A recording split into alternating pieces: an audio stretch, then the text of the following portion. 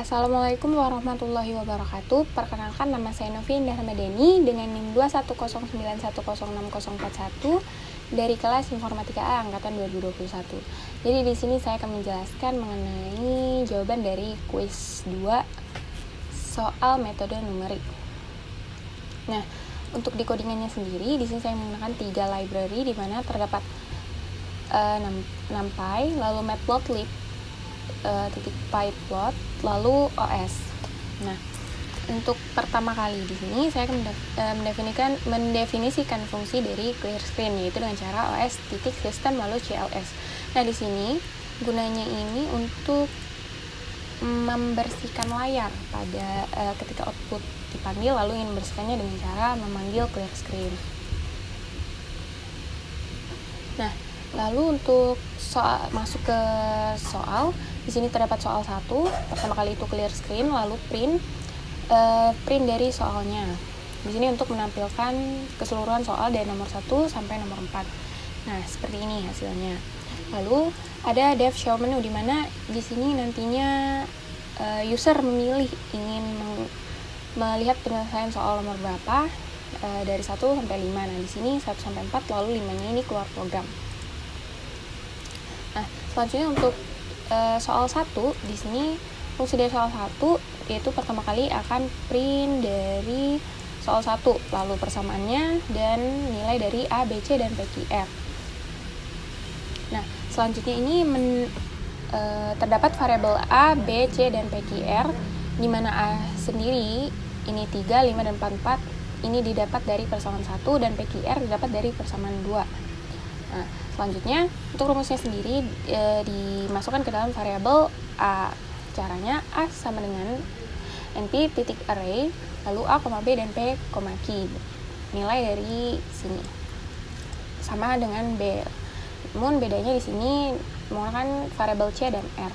Nah, untuk menghitung nilai matriks yang berisi solusi dari SPLDIV ini, caranya dengan variabel Z didefinisikan dengan variabel Z sama dengan np.linearity lalu solve dalam kurung A, B, nilai dari A, B ini.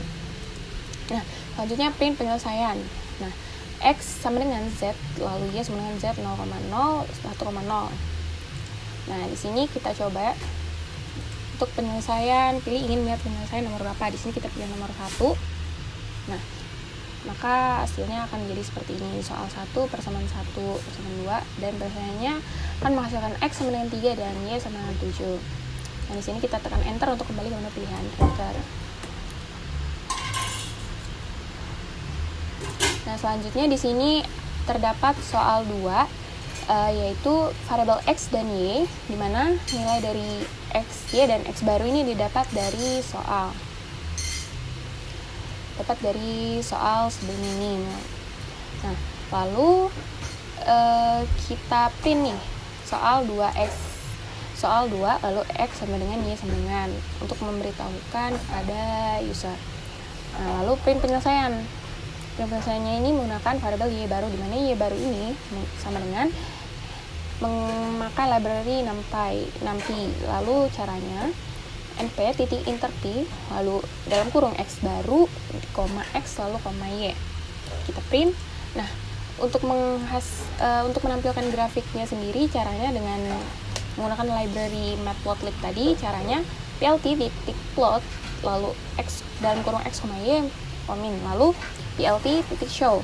Nah, kita coba ya. Nomor 2, penyelesaian interpolasi kuadratik.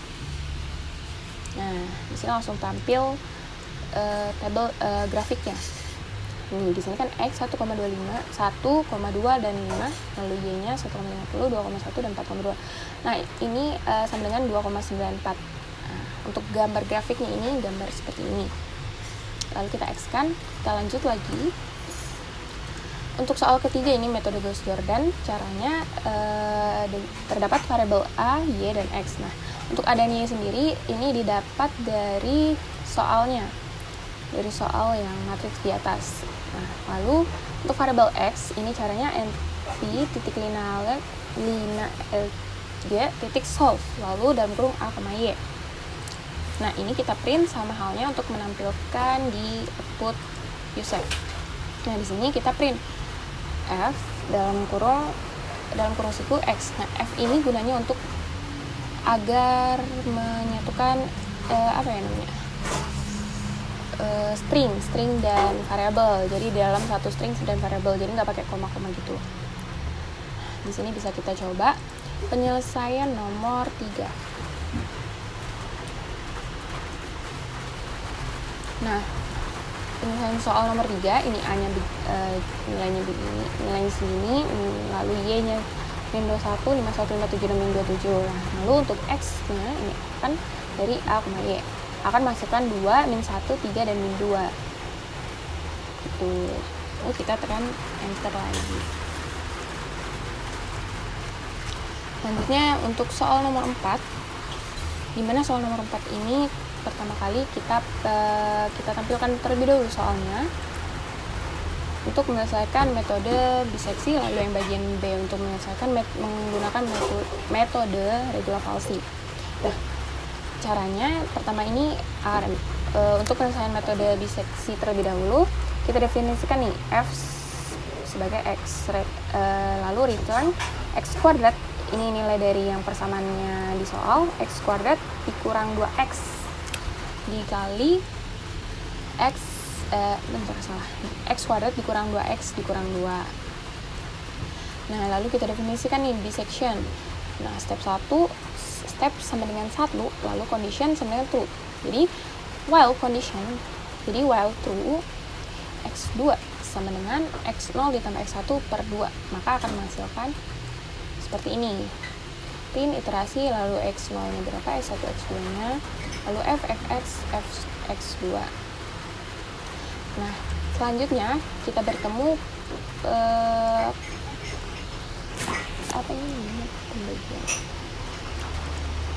percabangan. Kita bertemu percabangan di sini. If fx0 dikali fx2 ini kurang dari 0, maka x1 sama dengan x2. Nah, namun jika lainnya x0 sama dengan x2. Nah, stepnya ini ditambah 1 tambah 1. Lalu conditionnya ABS fx2 itu lebih besar dari error. ABS ini maksudnya nilai mutlak dari fx2 itu lebih besar dari 0. Lalu nantinya program akan menampilkan record root is. Nah, ini nilai dari pas x2 nya berhenti gitu. Nah, masuk ke codingan utamanya. Di sini user diminta pertama kali itu nomor 4, untuk nomor 4 diminta untuk menginput nilai dari x0, x1 dan toleransi errornya. Nah, jika fx0 ini dikali fx1 lebih dari 0,0, maka program akan menampilkan x1 dan x0 ini harus lebih dari akarnya. Maka coba lagi dengan angka yang berbeda. Namun jika lainnya, maka program akan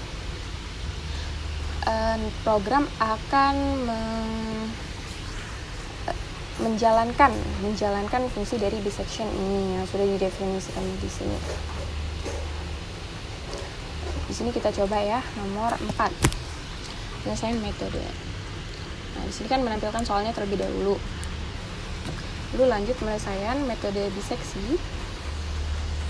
Metode biseksi di sini kan x0-nya diketahuinya 2, lalu x1-nya ini 3, dan errornya di sini kita menggunakan 0,0001.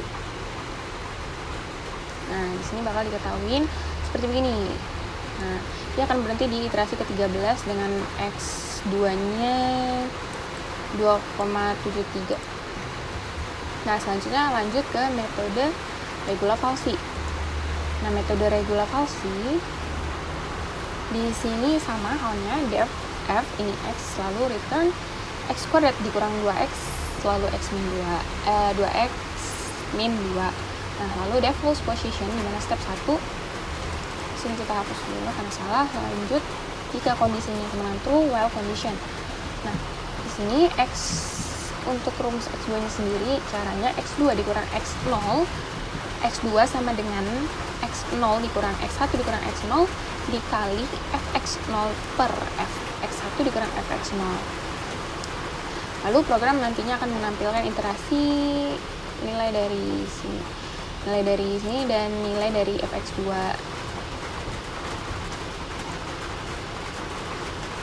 Di sini kita bertemu dengan percabangan lagi. Jika fx0 dikali fx2 ini kurang dari 0, maka x1 sama dengan x2. Namun jika lainnya, maka x0 sama dengan x2. Nah, untuk stepnya sendiri, stepnya ini ditambah 1, step ini 1, jadi tambah 1 tambah 1. Kondisinya ini absolut, fx2 itu lebih dari error. Jadi nilai mutlak dari fx2 ini lebih dari error. Intinya akan menghasilkan required root is hasil dari x2 itu sendiri. Nah, di sini sama halnya dengan yang bagian A tadi, user diminta untuk menginput nilai dari x0, x1 dan error. Nah, lalu bertemu lagi dengan percabangan di mana if fx0 dikali fx1 ini lebih dari 0,0, maka x1 dan maka program akan menampilkan x1 dan x0 ini lebih dari akarnya. Artinya disuruh lagi mencoba dengan angka yang berbeda. Namun jika lainnya, maka program akan menjalankan fungsi dari false position ini, menjalankan program ini. Di sini bisa kita coba ya. X0-nya tadi 2, lalu X1-nya 3.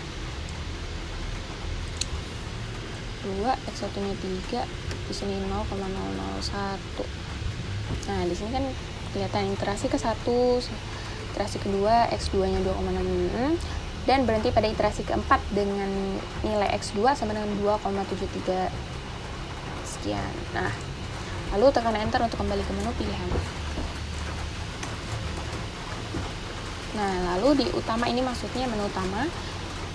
Ini yang pertama kali dilakukan tadi soal I sama dengan Y. Nah, ketika I sama dengan Y, maka dia akan menampilkan seperti ini.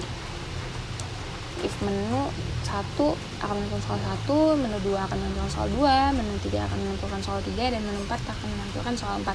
Namun jika user memilih nomor 5, maka I sama dengan T dan program akan exit, Nah, di sini kita akan keluar program karena sudah selesai melihat keseluruhan penyelesaian. Di sini keluar dari program. Nah, program selesai dan keluar. Nah, mungkin sekian penjelasan dari saya. Kurang lebihnya mohon dimaafkan. Wassalamualaikum warahmatullahi wabarakatuh.